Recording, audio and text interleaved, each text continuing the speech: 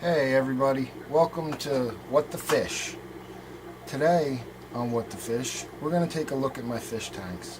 Just give you an idea of what I've got going on right now.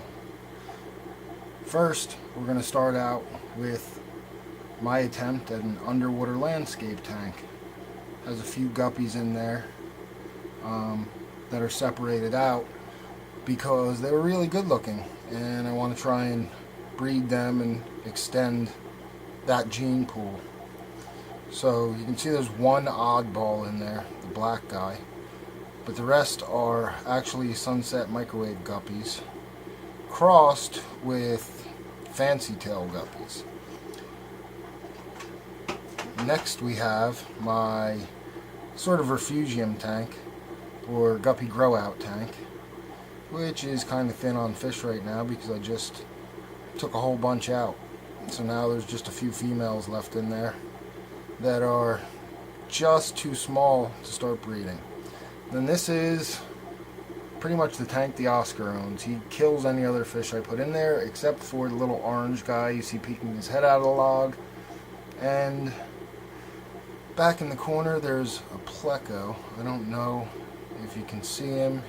He's hiding behind the filter return. That's Rusty, the Oscar, that I got when he was an inch and a half and has just grown crazy. But there's the pleco there. That keeps this place kind of clean. And this is the feeder fish that are left over from 2 dozen fish I bought to feed the Oscar that looks really cool. And next to them we have my beta, who is really cool. His finnage is awesome. He stays in that little tank and is perfectly content. Every time I feed him, he comes up to that little hole you see in the front, which is why he was there right now, because he saw me near the tank. Oh, here's another shot of the pleco from the other side.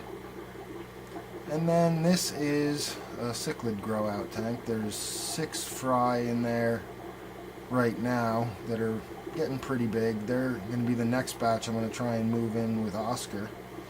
And then I have a bushy nose pleco and some snails keeping this tank clean. And as you can see, growing out a bunch of plants in here that I use clippings to put them in the other tanks where they look a lot more presentable than this Java moss mess. And the Java moss I also feed once in a while to the other tank so that the Oscar gets a little bit of vegetation in his diet.